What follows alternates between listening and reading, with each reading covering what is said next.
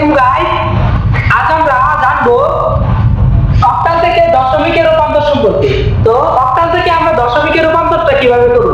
তো প্রথমে আমাদেরকে একটি অক্টাল সংখ্যা নিতে হবে। যেমন 24 একটি অক্টাল সংখ্যা। 24 একটি অক্টাল বা 8 ভিত্তিক সংখ্যা। অক্টাল বা 8 ভিত্তিক সংখ্যা। তো এটাকে আমরা কাজ করে সংখ্যা রূপান্তর করে দশমিকে নেব।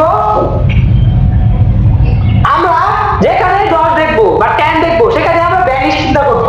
তো 10 জায়গায় এখানে আমরা যদি 42 চিন্তা করি তখন দেখবো এই 22টা আর সংখ্যাটা কি একই পাশে না বিপরীত পাশে? যদি একই পাশে থাকে তাহলে সংখ্যাকে আমরা 22 দ্বারা গুণ করব। তো গুণটা আমাদের সাধারণ গুণ নিয়মে হবে না, একটু ব্যতিক্রম নিয়মে হবে। তো প্রথমে আমাদেরকে 2 into 8 plus 4 into 8 এভাবে লিখতে হবে।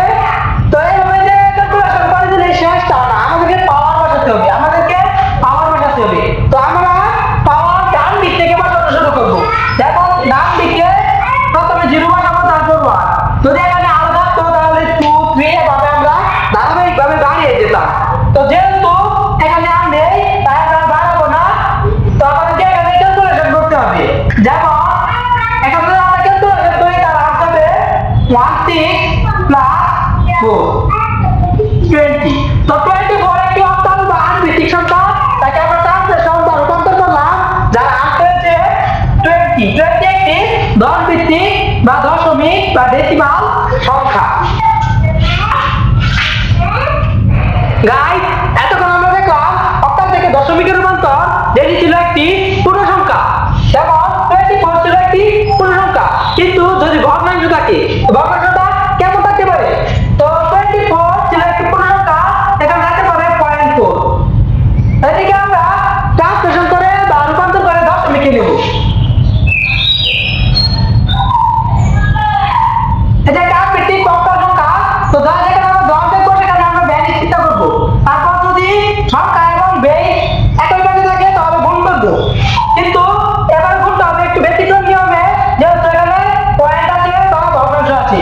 তা আমরা আগের মতোই 28 plus 4 into 8 plus 4 into 8 সেবা পাওয়ারটা বসাতে আমাদের একটু ব্যতিক্রম নিয়মে। পয়েন্টের আগে আমরা আগে যেভাবে বসিয়েছিলাম এবার আমরা সেভাবেই বসাবো। তো 0 তারপর 1 যদি আরো থাকতো তাহলে আমরা ধারাবাহিকভাবে বাড়িয়ে যেতাম। সেখানে আমরা পয়েন্টের পর আমাদেরকে মাইনাস বা নিচের দিকে আমাদের বাড়াতে হবে। তো যদি আরো থাকতো তাহলে আমরা -2 -2 হবে ধারাবাহিকভাবে বাড়িয়ে যেতাম। তো এখন আমরা ক্যালকুলেশন করবো। এখানে হবে 16 প্লাস এখানে হবে 4 প্লাস এখানে হবে 0.5, যার টোটাল আনসার হবে 20.5, একটি দশমিক সংখ্যা। তো 24.4 ছিল একটি অক্টাল সংখ্যা, যার রূপান্তর বা ট্রান্সলেশন হয়েছে 20.5। এই যে এতক্ষণ আমরা দেখলাম অক্টাল থেকে দশমিকের রূপান্তর। তো এখন আমরা দেখবো দশমিক থেকে অক্টাল রূপান্তর। দশমিক থেকে কিভাবে অক্টাল রূপান্তর করতে হয়। তো প্রথমে আমরা একটি দশমিক সংখ্যা নেব। যেমন 20 একটি দশমিক সংখ্যা বা 10 ভিত্তিক সংখ্যা। তাই এটাকে আমরা রূপান্তর করে বা ট্রান্সলেশন করে অক্টাল বা 8 ভিত্তিক সংখ্যা নেব। তো এটিকে অক্টালে রূপান্তর করব। তো 10 আমরা যেখানে দেখবো সেখানে 42 চিন্তা করবো। যদি সংখ্যাটি এবং বেশটি বিপরীত পাশে থাকে, এই সমানটা বিপরীত পাশে থাকে, তাহলে সংখ্যাকে বেশ দ্বারা ভাগ করতে হবে। ভাগটা আমরা কিভাবে করব? তো ভাগটা সাধারণ নিয়মে হবে, একটু ব্যতিক্রম নিয়মে হবে। যেমন 20 কে আমরা ভাগ করব 8 দ্বারা। তো ক্রমাগত ভাগ শেষ শুরু ডান পাশে চলে যাবে এবং আমরা ভাগটা ততক্ষণ পর্যন্ত করব যতক্ষণ পর্যন্ত ভাগফল আমরা শূন্য না পাই, ভাগফল যতক্ষণ শূন্য না হয়। তো আমরা যদি করি, তো প্রথমে ভাগফল 2 ভাগের সাথে আসছে 4,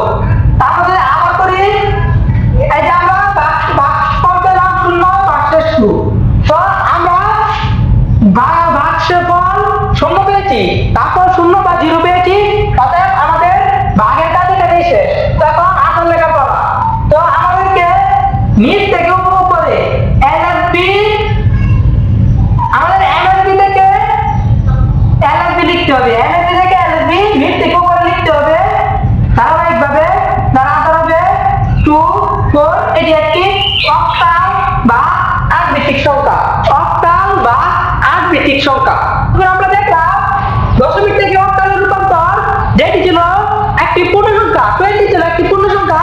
তো যদি ভগ্নাংশ থাকে তো কেমন দেখতে পারে? যদি ভগ্নাংশ থাকে 20.5, এটি একটি ভগ্নাংশ সংখ্যা। এটি একটি দশমিকের ভগ্নাংশ সংখ্যা বা ডেসিমালের ভগ্নাংশ সংখ্যা, যাকে আমরা রূপান্তর করে অক্টালে নেব, রূপান্তর করে অক্টালে নেব। সেটাকে আমরা অক্টালে রূপান্তর করব। তো সেম ভাবে আগের মতোই পয়েন্টের আগে আমরা আগের মতোই করব। তো পয়েন্টের পরে একটু ব্যতিক্রম নিয়ম হবে। তো পয়েন্টের আগে আমরা আগের মতোই করব। যেমন 20 কে আমরা আগের মতোই করব। 2 4 2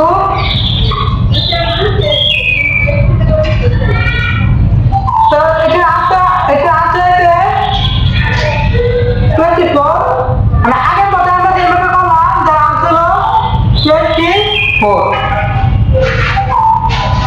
পয়েন্টের আগে আমাদেরকে এইভাবে আগের মতোই গুণ করতে হবে, ভাগ করতে হবে। কিন্তু পয়েন্টের পর আমাদেরকে ভাগ করতে হবে। তো ভাগ করার জন্য আমাদেরকে একটি ছক তৈরি করতে হবে, যার ডান পাশে থাকবে ভগ্নাংশ, বাম পাশে থাকবে পূর্ণাংশ। তো এখানে গুণের যে পূর্ণ সংখ্যার মান সেটি পূর্ণাংশ চলে আসবে, এবং আমরা গুণটা ততক্ষণ পর্যন্ত ধারাবাহিকভাবে চালিয়ে যাব ততক্ষণ পর্যন্ত ভগ্নাংশের আকারটা 0 না হয়। তা আমরা যদি করি, এখানে প্রথমে যদি গুণ করি 0.5 এর সাথে, তাহলে পূর্ণাংশে চলে আসছে 4, ভগ্নাংশে আসছে 0 তা আমাদের শর্ত অনুযায়ী, নিয়ম অনুযায়ী গুণটা এখানে শেষ। তো আমরা যেহেতু গুণটা এখানে শেষ, তো এখানে আনসার লেখার নিয়ম হচ্ছে উপর থেকে নিচে। এখানে আমাদের যেমন নিচ থেকে উপরে লিখতে হয়, সেইভাবে পয়েন্টের পর আমাদেরকে উল্টো করতে হবে, উপর থেকে নিচে লিখতে হবে। যেহেতু এখানে শুধু 4, তাহলে লিখি আমাদের আনসারটা একই হবে। তবে যদি আরো সংখ্যা থাকে তাহলে আমরা উপর থেকে নিচে লিখবো, তারপর আনসার লেখার তলা 24.4। এটি হচ্ছে একটি অক্টাল সংখ্যা। তো গাইস, আজকের ভিডিও এই পর্যন্তই। ইনশাআল্লাহ আপনাদের ভালোবাসা এবং আপনাদের সাপোর্ট নিয়ে আমি আরো এগিয়ে যেতে পারবো, এবং আইসিটির সহজ এবং সুন্দর বিষয়গুলো আরো সহজ করে আপনাদের মাঝে উপস্থাপন করার চেষ্টা করব। আসসালামু আলাইকুম গাইস, খুদা হাফেজ।